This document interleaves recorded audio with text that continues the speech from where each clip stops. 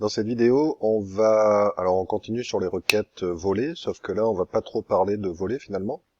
On va plus parler des JSON, parce que jusqu'à présent, on utilisait par exemple le JSON de Wikipédia. On voyait qu'il était relativement simple, puisque c'était un objet avec des champs, puis il n'y avait pas de sous-objet à l'intérieur. Par contre, on peut avoir des soucis si vous avez ici des tableaux ou des objets à l'intérieur ici d'un objet. Donc je vais vous montrer un exemple, ce sera plus clair. Donc ici, par exemple, j'ai une liste de véhicules. Et quand j'ouvre la liste de véhicules, je vois que j'ai la position qui est dans un tableau. Alors si on regarde les données brutes, on va formater. Voilà, donc là on voit que la position est dans un objet. Donc ici, on a un gros objet avec des véhicules. Les véhicules sont dans un array, un tableau. Et dans ce tableau, on a des objets qui représentent chaque véhicule. Et pour chaque objet véhicule, nous avons une position qui elle-même est dans un objet. Donc ça peut nous poser problème, parce qu'on n'a pas vu comment faire pour gérer ce cas-là. Alors, j'ai récupéré ce JSON, vous le dites à personne, hein, de Réserve Auto. En fait, c'est la liste des véhicules disponibles de Communauto, en fait, sur Québec et Montréal. Là. Donc, ça vous donne une liste des différents véhicules qui sont disponibles avec leur immatriculation, le niveau d'énergie pour les véhicules électriques, et puis leur position, latitude, longitude. Donc ça peut être sympa, parce qu'on peut voir les véhicules de Communauto sur une carte, par exemple. Bon, c'est pas très important. Le but du jeu, je trouvais ça intéressant parce que vous avez donc un objet dans un objet. Alors, pour faire cela, je vais vous montrer aussi un outil qui va vous faciliter un petit peu la vie pour créer vos classes. Donc ça s'appelle JSON Shimatu Pojo.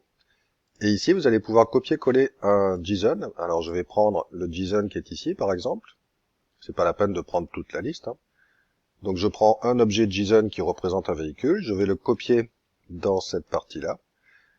Alors ici, je vais pouvoir mettre le package.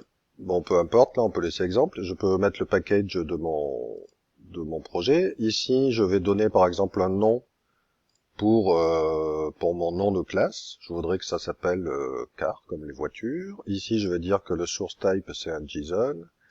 Alors après, les annotations, tout ça, on va tout enlever. Alors vous pouvez garder les getters et les setters, parce que ça va vous créer vos classes, en fait, avec les attributs, le constructeur, les setters et les getters, etc. Et puis ici, vous avez le property word delimiter, ça permet de rajouter des underscores si jamais vous avez des majuscules ou des choses comme ça. Mais bon, là, on va l'enlever. Parce qu'il vaut mieux que l'on garde, il vaut mieux garder les noms tels qu'ils sont dans le fichier JSON. Alors, on peut faire un preview. Donc là, on voit qu'il nous a créé une classe car, et puis il nous a mis les différents types, en fait. Donc ça évite de les recopier à la main, puis de faire des erreurs. Et puis, il nous a créé directement les getters et les setters. Donc c'est relativement pratique. Et on voit que pour position, il nous a créé un objet de type position, en fait. C'est pas un integer, c'est pas un string. C'est un objet de type position que on va trouver sa classe un petit peu plus bas. Voilà. Donc là, on est dans la classe position. Et on voit qu'on a trois attributs. Donc apparemment, il y a un objet. Et ce qui nous intéresserait, c'est la latitude et la longitude de type float. Donc il reconnaît les types. Et puis, il vous crée vos différentes choses. Alors, vous pouvez copier-coller ça dans vos différentes classes que vous pouvez créer à la main. Sinon, vous pouvez télécharger le petit fichier zip. Alors, c'est ce que je vais faire. Et puis, je vais le dézipper. Alors, je vais mettre sur pause, je vais le dézipper, et puis je vais le mettre dans mon projet. Voilà, j'ai donc dézippé les fichiers, et puis je vais les copier, et je vais les coller dans modèle. Alors là, je garde le même projet que les vidéos précédentes, hein, peu importe. Voilà, donc j'ai un modèle classe, une classe car, pardon, avec un objet position ici, et j'ai la position ici qui représente donc la latitude et la longitude. Donc ça c'est vraiment très pratique parce que voilà, ça vous évite de faire des erreurs de typo, de faire des copier-coller. Donc en quelques clics, hein, vous avez vos classes. Alors maintenant, comment travailler avec ça? Si jamais vous avez une base de données et que vous voulez ajouter vos entités pour la base de données, donc par exemple, on va se mettre ici, sur car. Donc là, je pourrais rajouter une annotation pour mettre entity, voilà. Ensuite, il faut mettre le table name avec une majuscule. Et puis là, vous choisissez un nom pour votre base de données. Donc par exemple, je peux mettre car table. Alors Entity le trouve pas parce que j'ai pas installé Room, donc il faut que j'aille dans mon build.gradle et que j'installe Room. Alors je vais copier-coller la ligne pour avoir Room. Donc Room, il est là.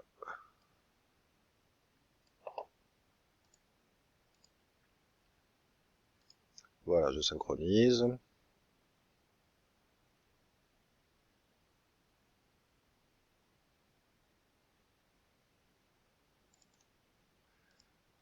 Ok, donc là il a reconnu le entity, donc j'ai une table name. Alors après, pour ici, vous pourriez avoir un ID, pour votre ID, là, vous pourriez mettre le primary key. Voilà, par exemple. Après, pour le position, ici, si vous voulez que votre table soit liée avec position, là, il va falloir rajouter une annotation qui est voilà, embedded. Et automatiquement, quand vous allez utiliser votre base de données, faire des requêtes, bah, il va savoir que position, il va falloir aller le chercher dans position qui est là. Donc c'est relativement pratique. Et puis sinon, dans votre position ici, bah, il n'y a rien à faire de particulier finalement. Il n'y a pas besoin de rajouter d'annotation particulière. À moins que vous ayez des champs où vous voulez qu'ils soient non nuls ou obligatoires ou des choses comme ça, là, mais vous pouvez laisser ici par défaut. Et quand vous allez faire des requêtes à votre base de données, vous allez pouvoir utiliser, par exemple, position, point, point lat, une position, point long, pour avoir la latitude et la longitude. Donc si maintenant je veux configurer une requête volée pour aller chercher ces informations, donc je pourrais prendre, donc là je suis dans volet utile, hein. Donc là j'ai get article, donc je vais le réduire, et je pourrais finalement le copier-coller. Je vais mettre en dessous le code. Alors ici on l'appellerait get car par exemple, pour aller chercher les automobiles. Donc là il faudrait mettre l'URL du JSON qui est ici. Donc on va remplacer ça. Alors ensuite, il faut voir si on a un objet ou un array. Donc il faut aller voir ici, donc on voit qu'on a un objet ici. Donc là, on va faire une requête sur au niveau de l'objet, et puis on va récupérer donc une réponse, ça va nous donner un objet, et il va falloir, alors ici on avait query pour aller chercher, parce qu'on voit que l'objet là, bon là il y a deux informations qui nous intéressent pas, nous ce qui nous intéresse c'est d'aller chercher un véhicule, et qui est de type, qui va nous sortir un array avec des objets à l'intérieur. Donc c'est ici que là, on va mettre donc véhicule, je vais le copier-coller pour pas faire d'erreur de typo. Voilà. Donc ça c'est bon. Et maintenant, bah, cette ligne-là, on n'en a pas besoin parce qu'on n'a pas de sous-groupe là. C'est directement véhicule et après on a nos objets. Donc cette ligne, je vais l'enlever. Et là, je vais pouvoir donc faire une boucle for directement sur query. Alors évidemment, là, ce ne seront pas des articles. Là, il faut mettre des objets de type car, que je vais appeler car. Voilà, il est importé. Et puis, donc là, ce n'est plus recent change, c'est query. Ici, on va remplacer article par car. Alors, les set titles, évidemment, là dans l'objet car, nous avons par exemple, je sais pas moi, l'ID, le nom du modèle, l'immatriculation.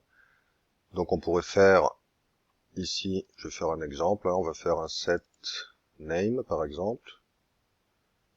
Voilà, et on irait chercher donc le et le name tout simplement ici. Voilà, donc les autres je vais les supprimer, hein, peu importe. On pourrait les ajouter. Et ensuite, alors là j'ai une petite erreur. Ok, là il va un string pour le getJSON qui est dans query. Donc je vais vérifier véhicule. C'est ça, véhicule, c'est un array avec des objets à l'intérieur. Donc, ici j'ai fait une erreur. Ici, il faut faire un JSON array. Voilà. Et donc là, ça sera un get JSON array. Voilà. Et à l'intérieur de cet array, en fait, il y a des objets. Donc là, j'attrape bien un objet, et chaque objet, donc je vais le mettre dans un... Alors, faut que je crée... Ouais, c'est ça, j'ai créé un nouvel objet car. Alors ici, on va créer tout en haut, on va créer une liste, comme on a créé une liste d'articles ici. On va créer une liste de type car, que l'on va appeler car avec un S. Donc ça sera une nouvelle array list. Et puis, dans notre getCar, donc, ici, on va mettre car. Voilà. Donc on ajoute notre objet voiture dans la liste des voitures. Et puis après, bon là, il y a la gestion des erreurs, tout ça. Donc là, la requête est prête. Donc maintenant, cette requête, je vais pouvoir la mettre en place, par exemple, dans un... On va se mettre dans la galerie, par exemple. Alors je vais prendre... Alors dans la galerie, on va se mettre, comme d'habitude, dans le onViewCreated. Et puis, on va aller chercher le code qui était dans homeFragment, qui nous permettait de faire une requête. Donc on va prendre ce code-là, qui nous permettait de faire la requête. Alors je vais pas mettre sur une carte ou dans un recycleur view, hein, vous avez compris le principe. Voilà, donc là ça va être getCar. Et puis, donc après, bon, il faudrait, ici on n'a pas de liste d'articles et de recycleur view. Et là, il faudrait que ça nous retourne une array list de voitures.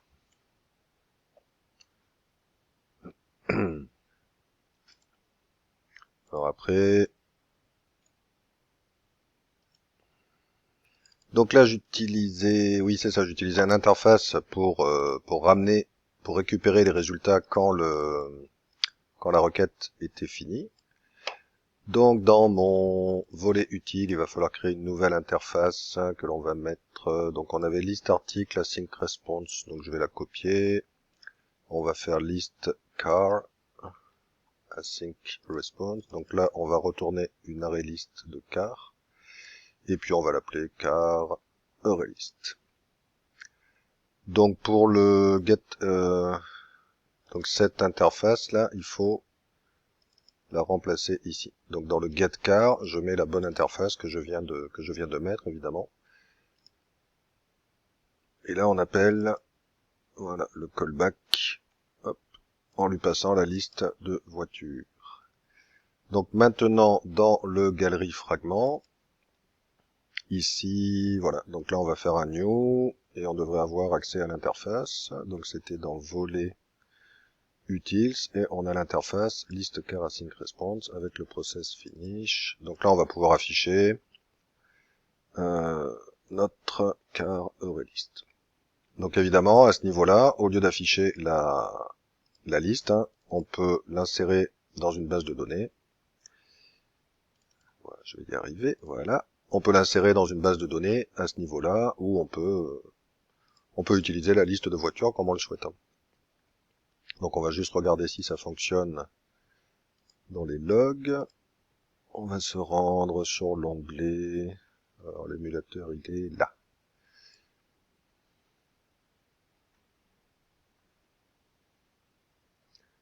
Donc on va se rendre sur l'onglet galerie, je crois. Voilà, donc il y a un petit temps d'attente, mais on voit que là j'ai récupéré des objets donc de type voiture. Donc là je récupère tous les objets de la liste de Communauto. Donc après je peux travailler avec, la mettre dans une base de données ou autre. Donc si on veut mettre dans une base de données, il faut penser évidemment à utiliser la tâche asynchrone, là le app exécuteur à ce niveau-là. Et puis après vous faites une boucle, vous bouclez, parce que ça c'est une liste d'objets voitures. Donc vous faites une boucle pour insérer, pour faire des inserts dans votre base de données. Et puis pour la position, là après quand vous voulez utiliser, alors je peux peut-être le montrer ici. Quand on a un objet, bon ici par exemple on a un objet voiture, là donc on peut faire un get, et si vous voulez la position, vous faites un get position, et après vous avez accès à get latitude et longitude, puisqu'il est dans une classe séparée. Donc on fait d'abord, je vais faire get lat par exemple. Donc évidemment ça faut pas le mettre ici, mais c'est quand vous voulez utiliser ce processus là. Vous faites le get position, donc si je fais CTRL-clic dessus, je retourne la position, et la position, ben, c'est un objet de type position. Donc je rentre à l'intérieur de position et j'ai accès à getLat ou getLong pour récupérer les informations.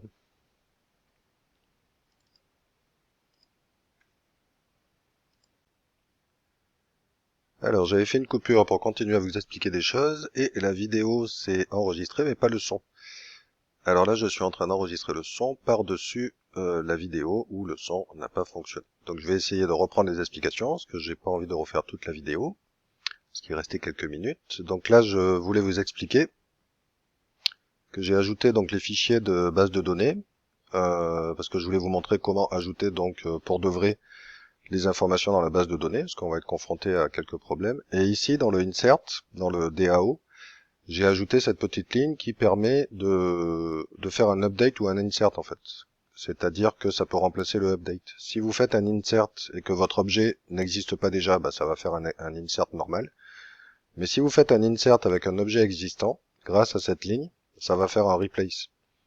Donc ça peut vous simplifier un petit peu le code dans le sens où vous n'avez plus besoin de tester est-ce que je suis en train de faire un update ou est-ce que je dois faire un insert quand vous faites des modifications d'objets existants. Donc dans votre DAO, dans le insert, là vous pourrez rajouter cette petite ligne de code si vous en avez besoin, vous pourrez tester ou regarder la documentation. Donc ensuite, alors j'ai dû parler plus lentement quand j'ai enregistré la première version là. Parce que là je devrais passer maintenant dans le car room database, voilà. Donc là, je voulais vous montrer comment ajouter une deuxième table de base de données, parce que jusqu'à présent, on utilisait le database avec le entity, et puis bah là, j'utilise donc le modèle car, et puis vous pouvez ajouter une virgule et ajouter un autre modèle existant ici dans vos modèles. Donc ici, je vais ajouter article par exemple, et ça vous permettra de créer une deuxième table dans la base de données. Donc ça, vous en aurez besoin justement pour le TP3, donc c'est pour ça que je vous montre ça. Voilà. Donc après, vous n'êtes pas obligé de créer un autre DAO, hein. Vous pouvez utiliser ce fichier-là, vous pouvez le renommer. Sinon, vous le laissez comme ça. Et puis là, vous pouvez ajouter votre DAO. En fait, il va savoir quand vous voulez modifier votre table car ou votre table article, suivant l'objet que vous allez lui passer. Vous voyez ici, on met un exemple avec insert. Je lui passe un objet de type article. Donc il saura qu'il doit l'enregistrer dans la table article. Donc de même, quand vous faites des queries aussi, là il y a une query avec car table, et ben, si vous faites une query avec article table, et ben, il enregistrera dans la table article.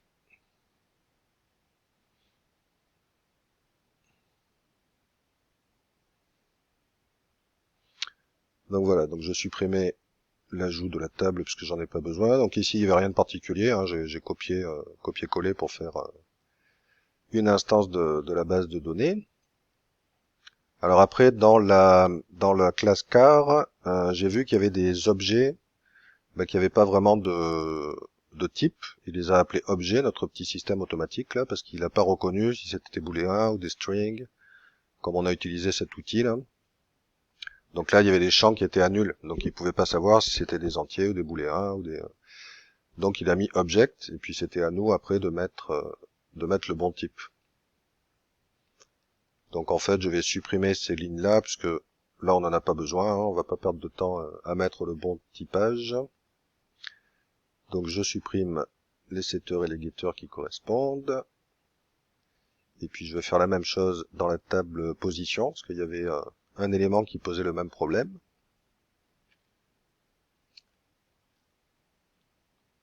Voilà, donc après on retourne dans le volet utils pour voir. Donc là je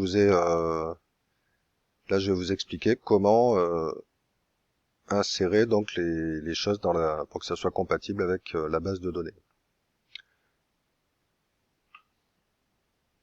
Donc là on récupérait le JSON object, donc notre réponse qui était de type JSON object.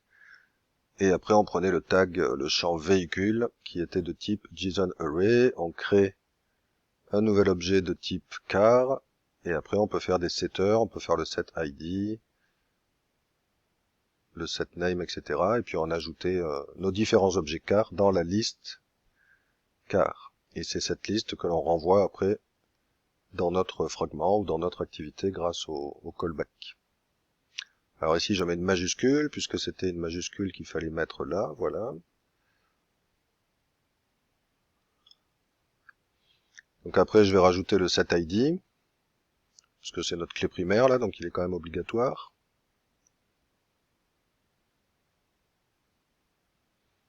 Donc c'est bien avec un I majuscule. Et puis maintenant, on va s'attaquer à la position. Donc comme la position est dans une classe différente,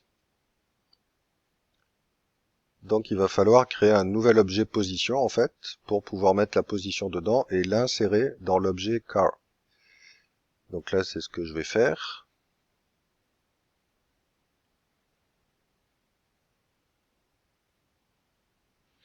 Donc on crée un nouvel objet position. Alors ensuite, notre position, notre latitude et longitude, il faut aller les chercher dans le JSON object, puisque c'est lui qui contient toutes les informations hein, du JSON. Sauf que là, il va falloir faire un get JSON object, parce que là, on peut pas faire un get string. On cherche pas une chaîne de caractères là. Donc on va chercher un objet de type JSON encore une fois.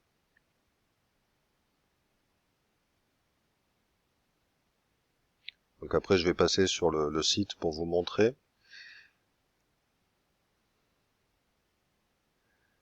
Voilà. Donc là, on a un objet de type JSON object.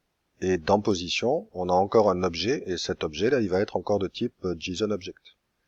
Donc c'est pour ça qu'on va faire un get JSON object de position pour avoir ces informations. Donc là, on met position.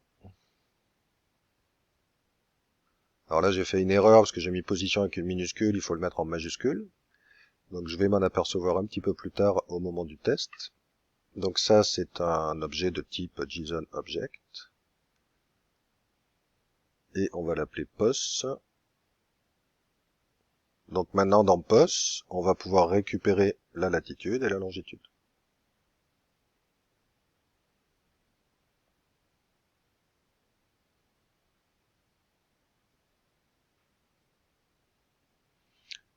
Donc notre objet position, on va faire un getLat pour lui... Alors là, je me suis trompé, il faut mettre un setLat, je vais le corriger après. Donc on fait un setLat de pos, et pos, on va chercher donc la getString du champ lat pour avoir la latitude. Et ah oui, on fait un getDouble évidemment parce que c'est pas un champ string, c'est un champ float, mais on peut pas faire de getFloat ici. Donc on fait un getDouble et puis on peut le caster en float. Voilà, parce que le getFloat n'existe pas là pour les JSON objects. Donc on va faire la même chose pour le... Donc là il y a une erreur parce que j'ai mis getLat à la place de setLast. Voilà, donc là je corrige. C'est sympa de faire la voix off finalement sur une vidéo préenregistrée.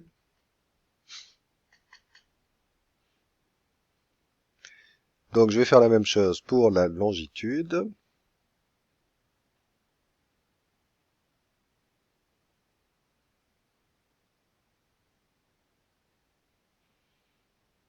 Voilà. Donc dans position, maintenant, j'ai seté ma latitude et ma longitude. Donc cet objet position, je vais pouvoir le setter dans mon objet car.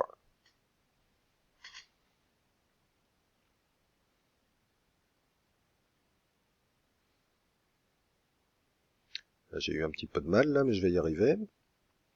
Voilà.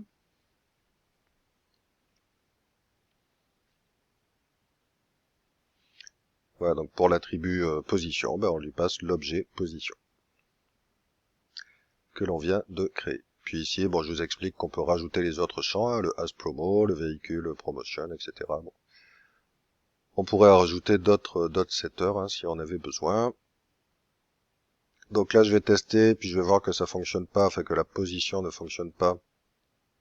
Alors oui, ici, il y a une petite erreur, parce que pour la primary key, au niveau du DAO, là, il faut mettre non nul. Voilà, la petite annotation non nulle. Et puis après, donc on va voir que la base de données s'est bien créée,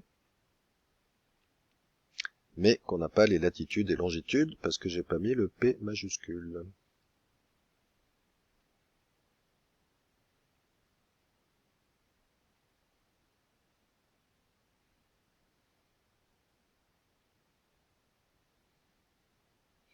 Voilà, donc on a l'ID, on a le name, mais on n'a pas la latitude et la longitude.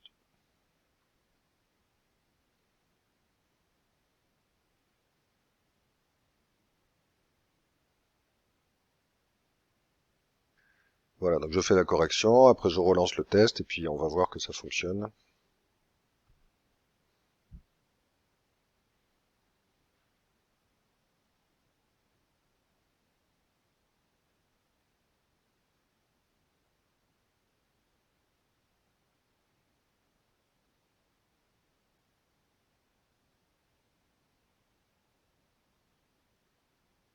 Donc là, on a bien la latitude et la longitude qui sont enregistrées. Donc là, maintenant, vous pouvez donc gérer quand vous avez des JSON qui sont un petit peu plus complexes, hein.